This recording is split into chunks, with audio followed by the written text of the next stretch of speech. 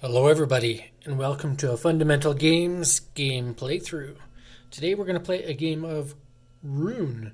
Rune is brought to you by Zemilio Games. If we take a look at the game overview, we're going to be collecting energy from rune stones to summon Zemilio from another world. Only the one who collects the most mana from these rune stones will be able to complete the ritual. I'll need to place cards in order to create areas of the same color and control them with the Rune Masters. The player who controls the most mana will win the game.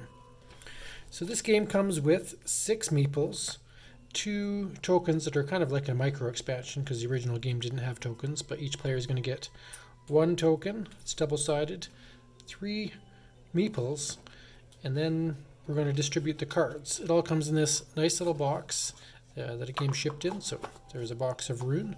We'll set that to the side. There's one starting card that's the same on both sides, and it just has all runes represented on it. So that will start in the center of the play area. Apologize for the light source there. And then we have a series of cards. So there are, let's take a look here. I believe it's 16 rune cards. They're fairly thick. And so you can't see what's on each of them, but each of them does have 3 blue icons, 2 green icons, and a red icon. And the purpose of the game is once one player has all their Rune Masters, the other player is then forced to play their Rune Masters. Whoever has the most points will win the game. You get points by controlling an area of rune stones where blues are worth 1 point, greens are worth 2 points, and reds are worth 3 points. But you only get them if your Rune Master is connected to them. But we'll show you how that works by just playing through a full game scenario. So we'll shuffle up the cards. I will set these up over here, we'll say. You'll be able to see them in the side. I'm going to take the meeples and set them down here, and the tokens to their sides. Alright. And to always remember whose turn it is. Whoever's turn it is, I'll put their meeple front and center, because I can lose track of those things fairly easily. Alright, so we have this centered, and again, I apologize for the lighting. That one is blue there. And we will progress with the game. Each player is dealt 3 random cards. The rest of the deck is a shared deck for people to draw from, and on each turn a player may either place a Rune Master or place a card or draw a card. It's that simple. It says here. So draw a card or place a Rune Master. In this phase you decide if you want to draw a card or place a Rune Master. To draw a card, well, you can place a card, then draw a card, or place a Rune Master, one or the other. The game will end once all players have their Rune Masters played. So we'll start with the left player, the black meeples here, and they would look at their hand, and again they have to decide if it's best for them to what position to play a card in. Now there are some rules in how cards can be played, and the way the rules work is you must always cover at least 1 square of any area of covered card or uncovered cards, and it must match something below it. So blue could go on top of blue, or green could go on top of green, or if we wanted to, we could do not quite there. Let's give another example. There. So we could do blue and green on top of blue and green. There is a different way to place cards as well. If you want to cover up, and you can make adjacent. So if I wanted to do this, I could, because these are adjacent to that. Then it wouldn't matter what's covered up. So you have to follow one of 2 rules. Either have adjacent what's left matching what you place, or cover up what matches what you're covering up. So we'll play where we're going to match up. So in this case, the black player plays a card. Once they played a card, they may either place their meeple or draw a card. So we're going to play aggressive and just go right into meeple placement. So we're going to place a black meeple there. Alright, then the red player is going to go. So the red player will take a look at their hand, and they will decide what they want to do. So again, we're going to play aggressive, where each player is just going to try to get their meeples out as fast as they can. Not necessarily the best way to play, but that's the way I'm going to do it. So one of the rules is that you cannot place a card over top of another player's meeple or your own meeple. And you cannot extend another player's color, so it would be illegal for me to place this because I'd be making their colored area larger, and you're not allowed to do that to help your opponent. But this player could place a card like this, and thereby make a nice long green area, and then they can place a red meeple. So we could place it here, we could place it here, and then the rule for the token says that when you place one of your rune masters, you may place your token either side on any adjacent or diagonal square. So this guy is going to mess over blue here and actually place that there. So now we go back to the black player's turn, and they have 2 cards, so they can either choose, well, they have to play a card if they have one. So they want to make their blue area larger, even though blue's only worth a certain amount of points, but they wouldn't mind reducing the green. So we could actually put these blues here, taking the green away from that red player and extending this player's blue area, because the blue is matching the adjacent blue there. So we're able to match that up. It doesn't have to match these up because it's not overlapping that card. And then that player can either place a meeple or draw a card. We will draw a card. Then we're back to the red player. So the red player wouldn't mind getting their green area a little bit bigger. Do they have the ability to do that is the question.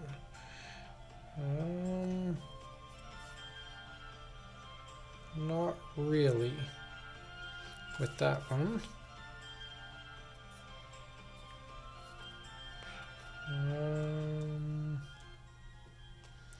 Let's see. So this one has green adjacent to green and blue adjacent to blue, but green's not adjacent to green there, and it's on that card, so that won't work. So maybe they will find a way to get red.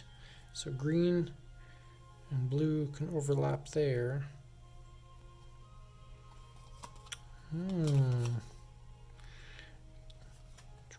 Choices. And unfortunately their red cards are right in the middle, so that doesn't make their game any easier. As you can see, sometimes you just gotta math it out. We could do this, thereby we're not extending their blue area, but we are preventing them from turning that area to blue, so we'll do that. Then they'll draw a card. Back to the back player. They look at their cards. What can they do? Can they find a way to extend a red area by 1? Not so much. Well, they could do this. So that puts red next to red and blue next to blue, so it's a legal move. And then they're going to put black on red here, put their meeple on. So now they're claiming that red territory, which are worth 3 points each, worth the most points. Now we go back to the red player. Ooh, no, that player only has 1 meeple left, so the game's getting close to an end. We did draw cards last time. We still only have green available.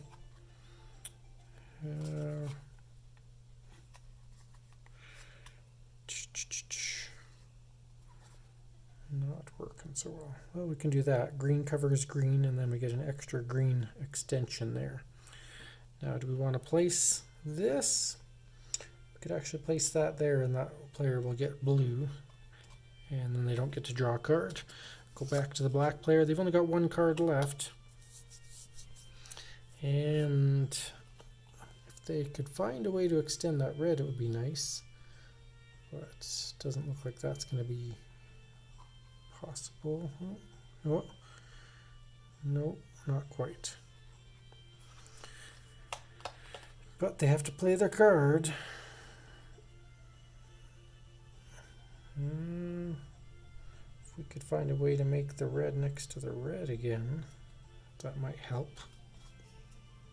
But it has to cover something up, see? So there, and becomes difficult.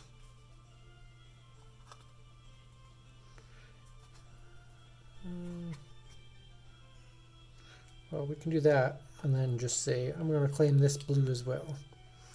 So then they don't draw a card because they placed a meeple, but they could place this somewhere on any adjacent. So I could put this here to extend their blue zone.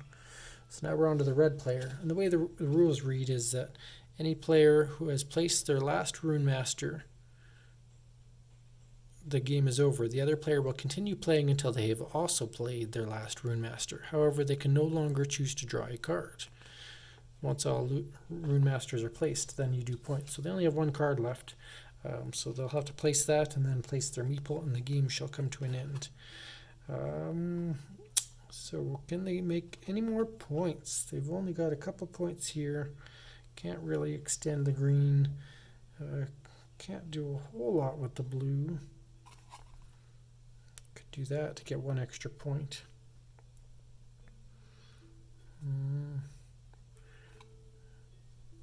Otherwise, yeah, we're pretty limited as what we can do here. So we'll just finish it off with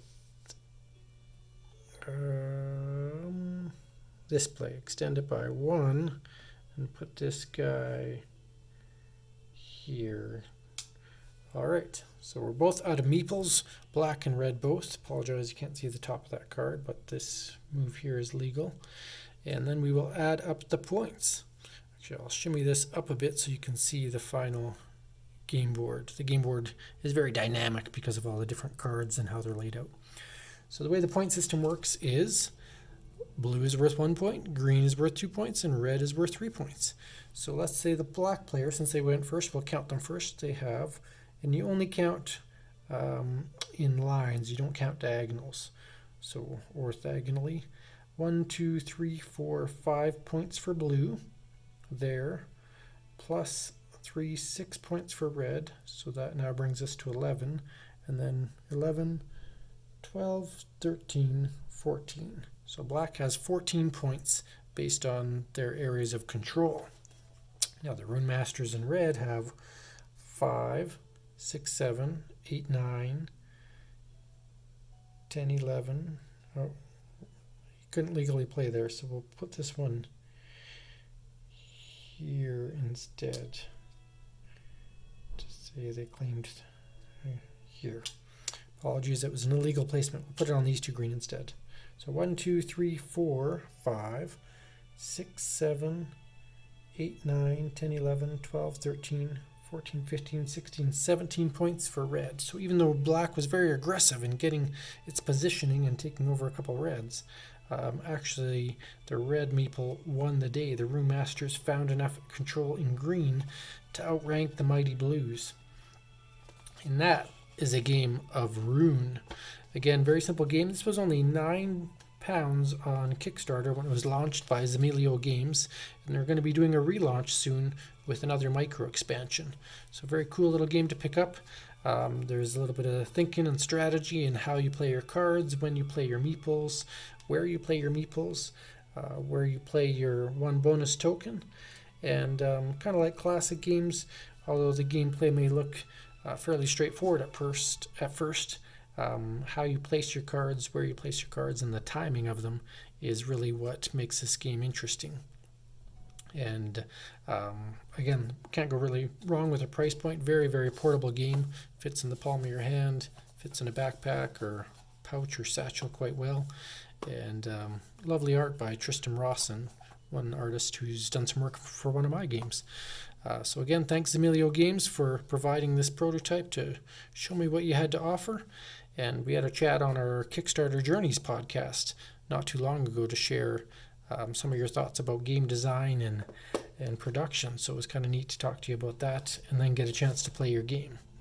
So for anybody that wants to check it out, they'll have a new version or copies available on Kickstarter any day now, and have a look at that.